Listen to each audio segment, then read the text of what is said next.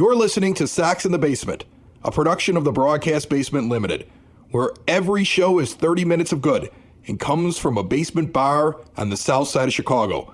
Pull up a stool, pour a cold one, and join us right now for Sox in the Basement.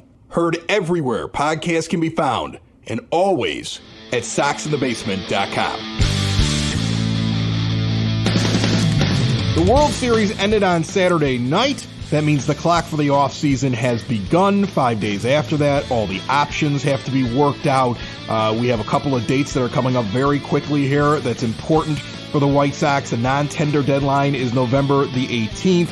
And then also we have the Rule 5 draft on the 7th of December. And there's a lot of decisions that have to be made between now and then. Scott Merkin from MLB.com, who's been covering the White Sox for years and years and years, is going to be on this program. We love what he's on, so we're going to talk about what he's hearing behind the scenes, conversations he's had with coaches and Rick Hahn, and, you know, what they might be doing here over the next couple of weeks. So we're going to get into that. And it's all brought to you by Family Waterproofing Solutions.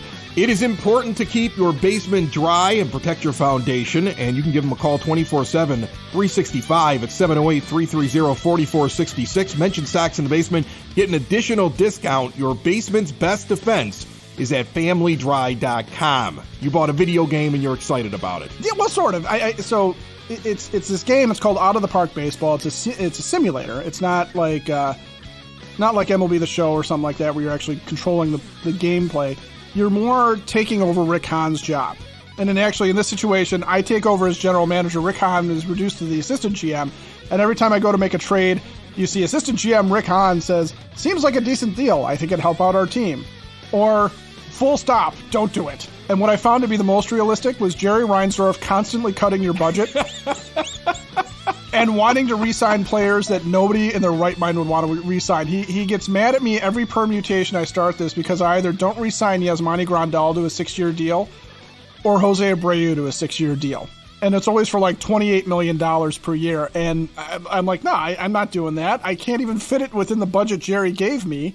He's like, well, I'm disappointed you couldn't get that done. Fans have decreased their interest in the team notably because I couldn't get it done. Well, I think there's going to be fans that are going to be upset if they don't end up picking up Abreu, although I think this is kind of a done deal. I mean, unless he comes back for some ridiculous pay cut, he's not walking back in that door. You're moving on from him. If you look at this team right now and you look at this offseason in this next couple of weeks, what is on your list of things that you expect to happen, should happen, whether it be a tender, a non-tender, a trade, a pursuit of somebody? Like, is there something right now that's on the top of your wish list, or at least something you're expecting early on in the offseason with the White Sox? You look at this team right now and you sit there and go, God, I don't even know where to start, right?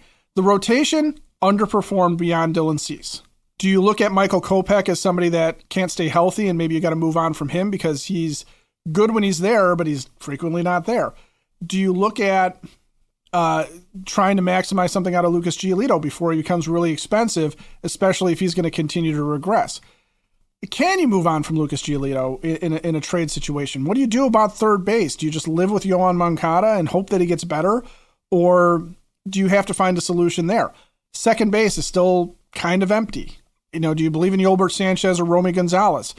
I frankly feel like there's a really good chance that instead of trying to make big moves to make this team better, that you will see Rick Hahn attempt to sell us on a bunch of smaller moves that will either build up depth or competition at some of these places, or more likely are going to be, this is a veteran who used to be good once upon a time that we think can recapture the spirit, you know, or can help us because of their veteran presence, and taking an old team and making it older. And that's unfortunately what I think is going to happen, as opposed to taking this team to a younger place or a hungrier place that I think they should be. Oh, great. So just more of the same. Yep. Well, then we might as well get to our guest today on Sox in the Basement. Every guest brought to you by the Village of Lamont. Want to experience a downtown with real history, great eats and drinks, and green spaces filled with adventure? Visit the Village of Lamont, shop, dine, drink, explore, and see everything they have going on each and every week at lamontdowntown.com. The off-season has officially begun. Who better to have in here than Scott Merkin from MLB.com? How are you, Scott? Good, Chris. And we have to share that, before we started the taping, we had a long talk about college football and agreed it would be best for the game if Michigan goes unbeaten in that Ohio State game. I think that's ridiculous because, Illinois, you never know. They upstart Illini. Look, I don't even understand how they're doing what they're doing right now. So I wouldn't worry too much about them. Everything here seems like some sort of fever dream for Illini Nation. I'm pretty sure you guys are a much better team when you both get on the field with each other. And I think it also helps that Michigan is at home in that game. It doesn't help that they're on the road in Columbus, but it does help that they're at home against U of I. They're a pretty good home, as are most Big Ten teams, or better home teams than road teams, obviously. Scott Merkin is just zeroed in on what's going on in college football. Are you ready to start covering off-season baseball, though? Because the clock has started now. The White Sox making it official on Monday. Tim Anderson's $12.5 million option has been picked up. Josh Harrison's has not been picked up. A.J. Pollock has a player option for $13 million. The White Sox can then buy that out if he picks it up at $5 million. Have you heard anything about what AJ's going to do? Well, AJ's is his decision, right, to start with. So I think, but that also could be something that could be talked about, with him and the team. I think he'll be back. I mean, Harrison was a great guy to have in that clubhouse. You ask anyone in there, and he played very well the last, probably 2/3 of the season for them, and made some really nice plays defensively too. I do think, though, that if they're going to get more left-handed, that might be a spot where they do it. Obviously they have one of the outfield spots they can do it to, or maybe both. Maybe they use Pollock and a left-handed bat as sort of a combination out there in left field. Tim was a no-brainer, obviously. You want Tim back. Tim, I think part of the struggles for the Sox last year was they missed Tim's energy. As much as, Abreu was kind of the leader and kind of the heart of the team, Tim was kind of the driving force. Tim is always the energy, and he's the one who gets that team going. And let's face it, he was gone for, since the Texas series, right? He hurt his finger, so that's the beginning of August. So that was basically the last 2 months, the last 9 weeks of the season, he wasn't there. And that's a big absence for the Sox. That's a big absence, not just for his ability, but for what he means just for the team overall. So that was an easy decision to make. So we'll see. They have a lot of money on the books this year, so we'll see how they operate with that. But again, as great as Josh Harrison was overall for the team, as solid as he was overall, I don't know if I'd say great 100%, but really good for that team overall. I do think that they'll probably look to go more left-handed at second base.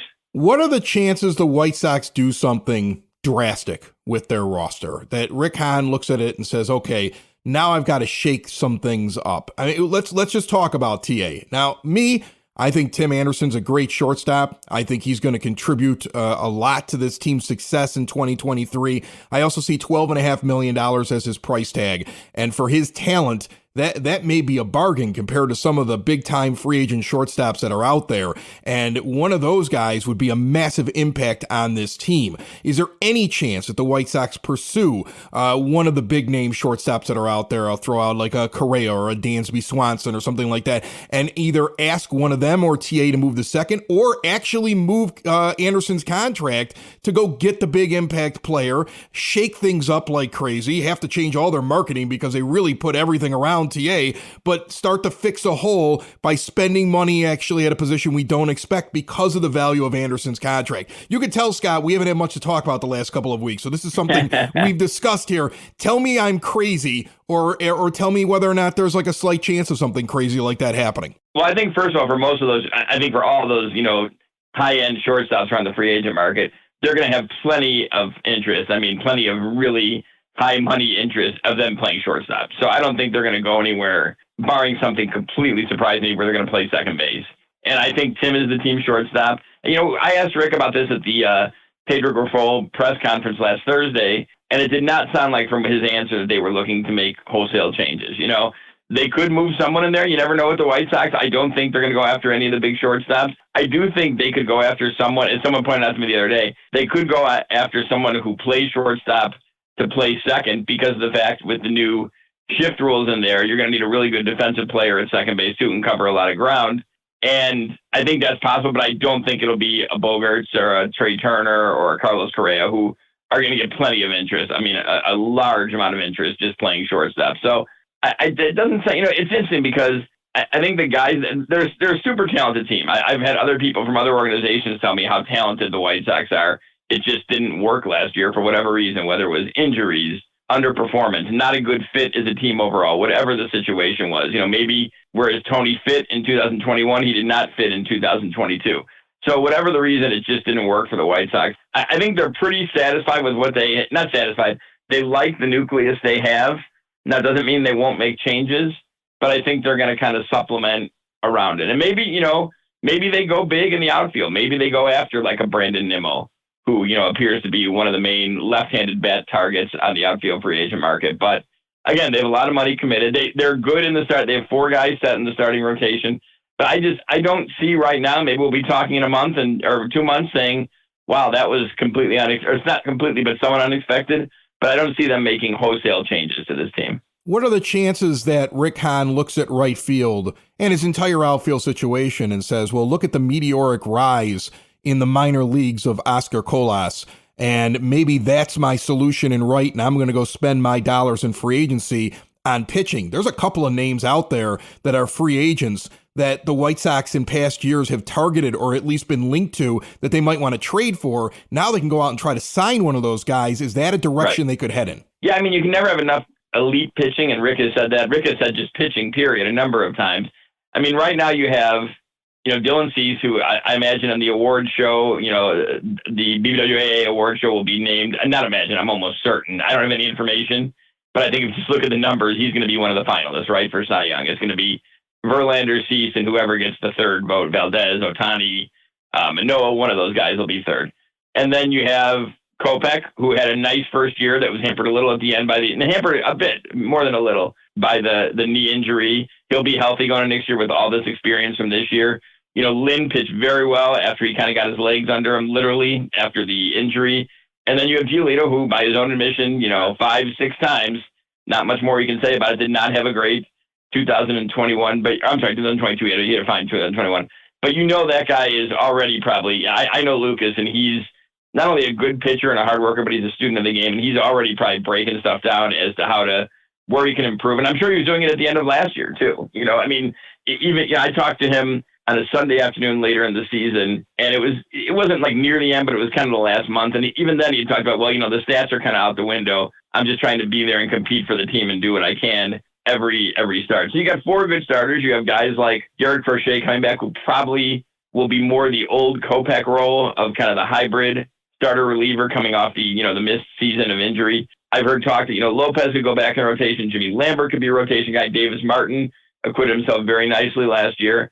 But it would be something if you went out and added a kind of frontline starter, right? That would really lay it down right there. And you saw what Houston did with, some great starters and then an equally great bullpen to finish it off. So, yeah, that's a possibility. The question for me is Colas a guy or Colas a guy they think can start from the beginning of the year? Will he be in that opening day lineup in Houston on March 30th? Or do they need a guy?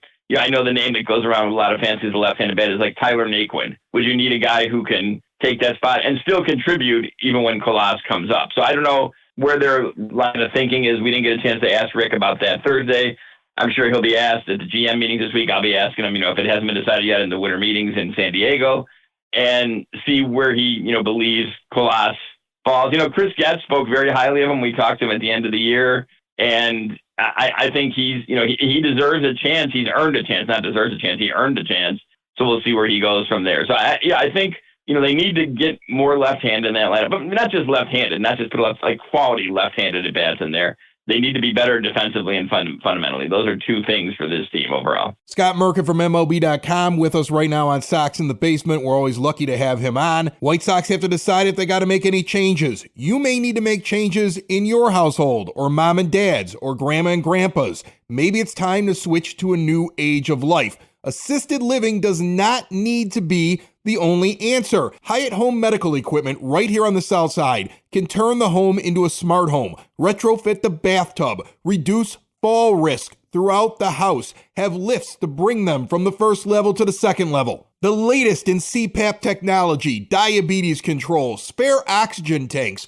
If you need it, they have it at Hyatt. They've got a knowledgeable staff. They're here for you to come in and see and talk to and ask questions. They work with your insurance to keep the costs low, and they take additional money off if you mention Sox in the Basement. See everything that they do at hhme.com or stop in and see them today. 3518 West 95th Street in Evergreen Park. So you mentioned you had a conversation with Lucas Giolito, and that's an interesting case right there. I look at arbitration guesses, when they put out what they think a guy's going to end up pulling in arbitration, and he's around 10 million or more is what they think he'll get even after having the down year.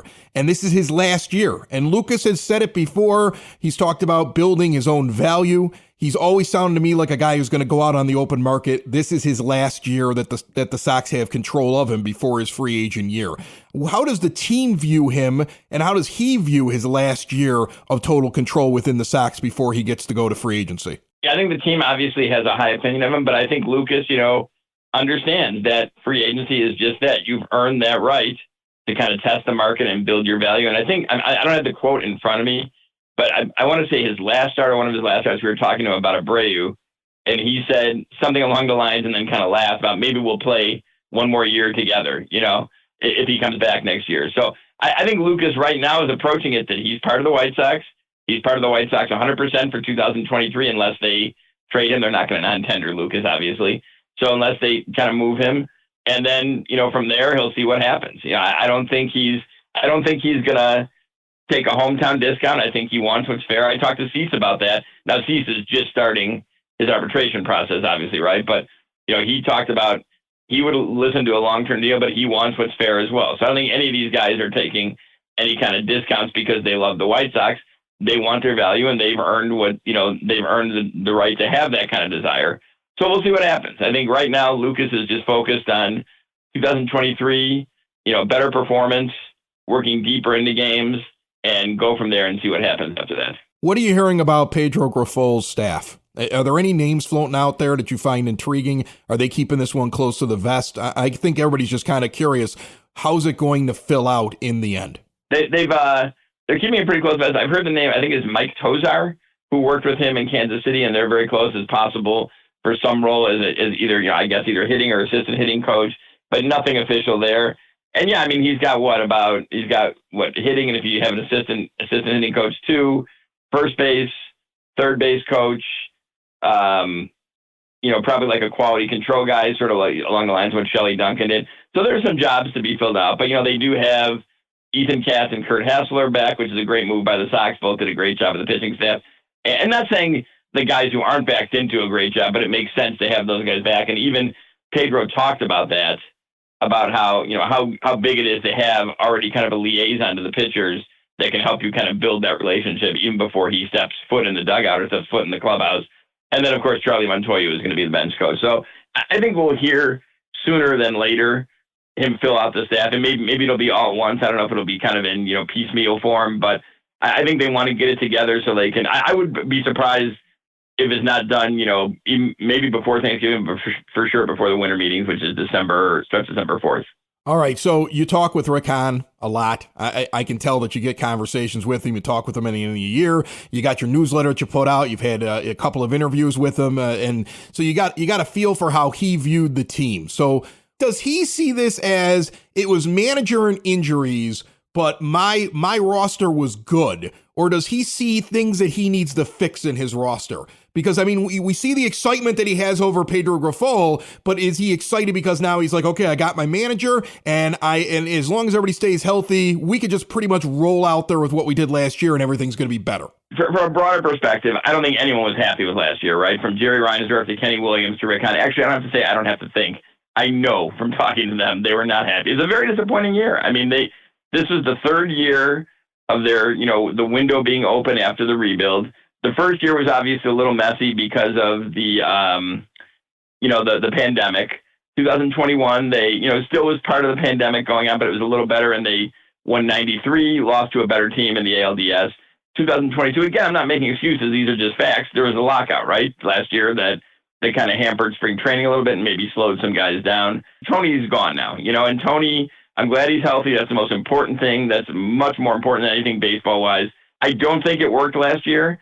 And I think one of the things with Grifol is that it'll be more of a collaborative effort overall. And I don't think it means that, Grifol is not going to challenge the front office if they say something he doesn't agree with. This is a guy who's been in baseball for a long, long time, even though it's his first managerial opportunity at the big league level.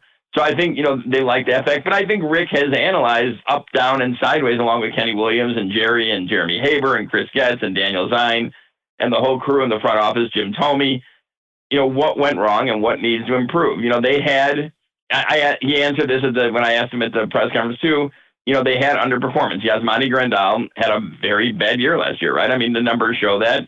We talked to him in San Diego. I talked to him. I know this guy's work schedule, so I know the work. I did a story on him earlier in the year about, what he does to prepare before and after a game. And the guy's a tireless worker. He has a very strict schedule and goes after it. It just did not manifest in results last year. Granted, he dealt with injuries. He dealt with the offseason knee surgery that he didn't get to kind of fully work with the team on because of the lockout. So, they have to figure out, was that all part of it? Or was the underperformance a sign of things maybe going sideways for a very talented player who, for the first time in 8 years, didn't play in the playoffs this year? Same with Moncada, same with Giolito. Grandal talked to us in San Diego for about 10, 11 minutes, I think before the first game of that last road series. Sounded very confident about, he already knew what he had to do this offseason. He already knew what he was going to do with his trainer. He already knew the work he was going to put in. He even joked with us that, hey, if he's going to be in Chicago, we want to come watch his workout, he'll show us what he's going to do. So he sounded very confident that without an offseason just to rehab like he had last year after the surgery, that he'll be, better off in a better way coming into this year. And this is also his last year of his contract, so it's important if he wants to play, period, after this year, let alone just with the White Sox. So that's what Rick and the front office have to kind of decide is, when you look at the roster, you see a lot of talent. They have to figure out if it's underperformance, if it's injury-related, off-season, and go from there, whether you're going to make it. I will say this. I think Grandal is a good player to have on the roster, but this may be his last year, even if he goes out and hits 25 home runs with a 930 OPS. Well, if he does that, they may think about bringing him back. But is your future catcher on that roster? Is Sebi Zavala, Carlos Perez, or even if you want to go deeper, Adam Hackenberg, your guy in the future? And if not, you probably need to look at catcher, right, in this offseason too. Scott Merkin does good work and writes for MLB.com covering the White Sox. He's been doing it for a long time. And I like talking to you, Scott, because I get a feeling for what's going on. You get a chance to sit down and talk with a lot of these folks within the White Sox. They don't talk to everybody. And so the fact that we get a feeling from you about what's going on there behind the scenes, what they're thinking, and what they know they have to approach this offseason is a big help, I think, to all the fan base out there. Good luck to your Michigan team, except for when they play the Illini, and thanks for jumping on the show. No problem, but they got to beat the Illini to get to where they want to go. So sorry about that. But anytime, glad to join you, Chris.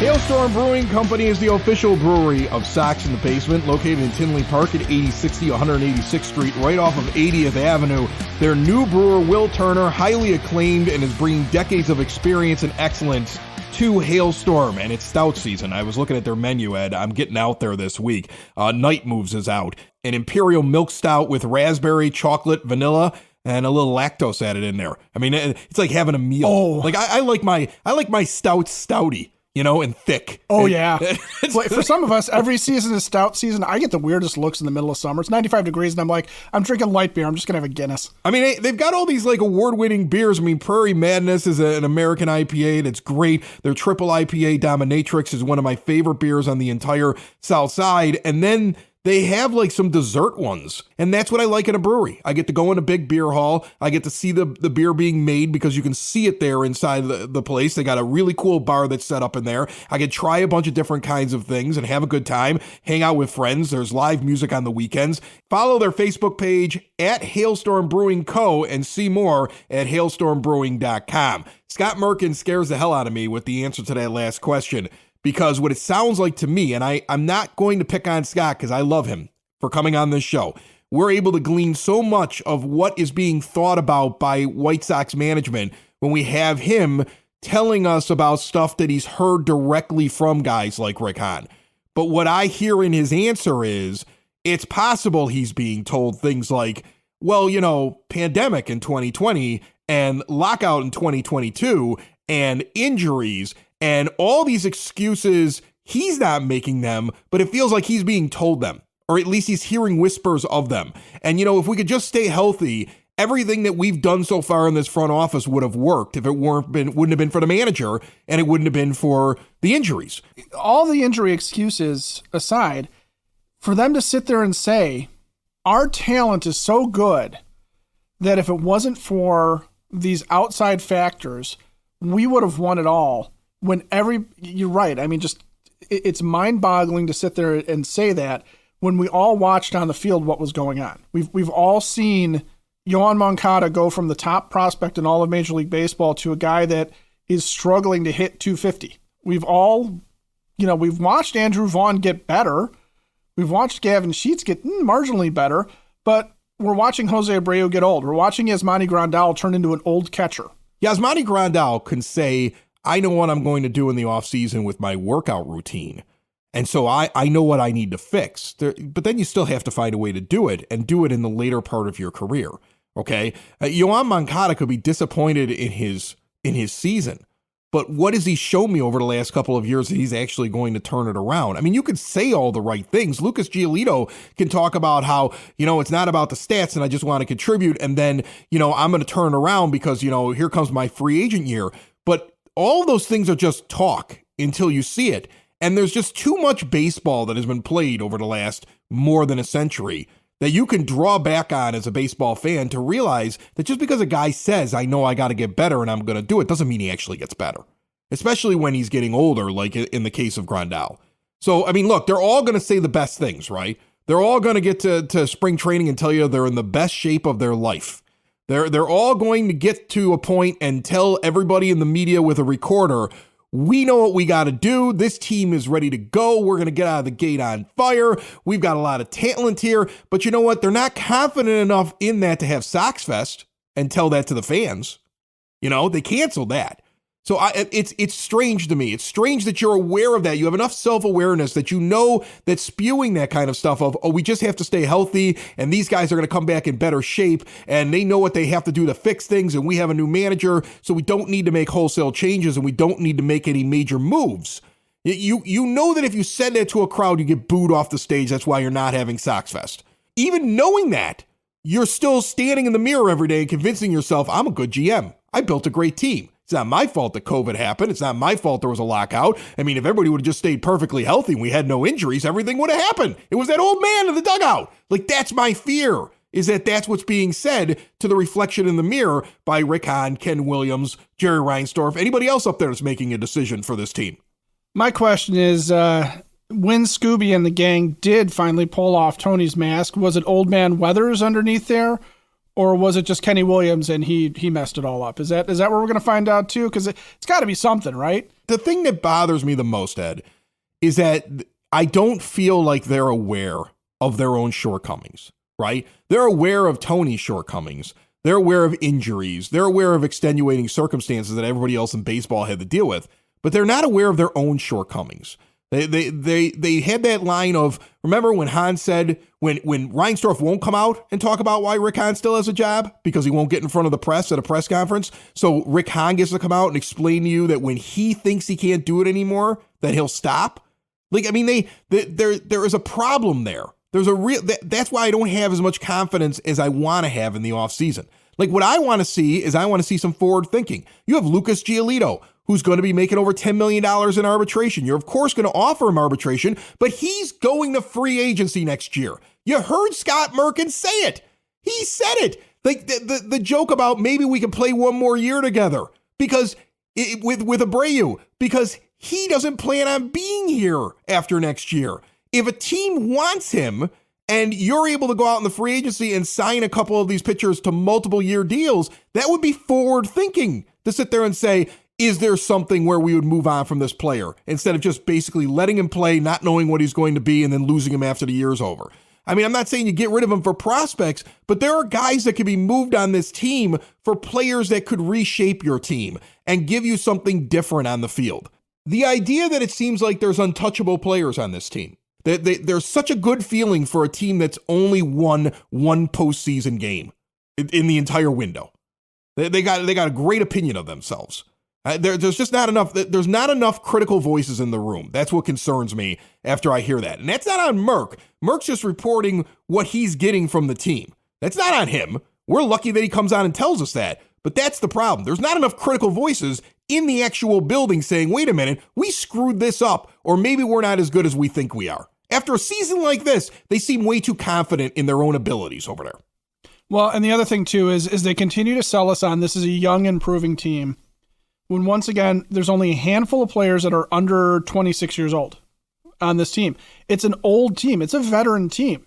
Tim Anderson's going to be 30 years old. This is a veteran team. You're not going to see improvement from guys over 30. Like you said, a century of baseball, a century or more of baseball, even if you've only watched it for 10 years, guys don't radically improve in their 30s. I've watched enough baseball in my life to understand that Yasmani Grandal is not going to go back and be the Yasmani Grandal that you had at the beginning of this contract. It's not happening, okay? I've watched enough baseball in my life to see enough players like Yoan Moncada to know that Yoan Moncada's ceiling is probably hitting 250 and maybe 15 to 20 home runs. Pedro Grifol could talk about we want him to get 80 walks. Okay, we all have goals. I have a goal. My goal is to go out the next season in my 16-inch softball league and hit 4 or 5 home runs. Just towering shots, right? And I, you know what I want to be is I want to be 25 again and be able to actually run instead of having sore knees the next day. But you know what? You get older and your skills decrease in everything they do. That's what getting old is. And I've watched enough baseball to understand that problems just don't go away because you tell yourself, I'll do better next year. Especially when we're looking at athletes. You may get one guy on this team that proves that wrong, but that will be the exception to the rule. And there's too many guys that you're expecting to have these big turnarounds. Let's go down the list. You're expecting Grandal to get better, Moncada to get better, Giolito to get better, your whole bullpen to get better, and you've got all these guys. I'm only scratching the surface. Larry Garcia's not getting any better, and you still got him for 2 more years and $11 million. You got a lot of guys here that you're saying, well, next year they're going to turn it all around. We're going to work on their training. We're going to have Pedro Grifol sit down and have a heart-to-heart with them and communicate with them. And then we're going to tell them some things we want them to do, like get more walks and hit more home runs. And they're just going to do it. Are you kidding me? Like you might get one guy, one in that group that turns it around. 2 would be a miracle. You're relying on like 7 or 8 of them to do that. That can't be what the plan is. It can't be. Sox in the basement. Sox in the basement. Sox in the basement. Sox in the Basement. Heard everywhere podcasts can be found and always on soxinthebasement.com.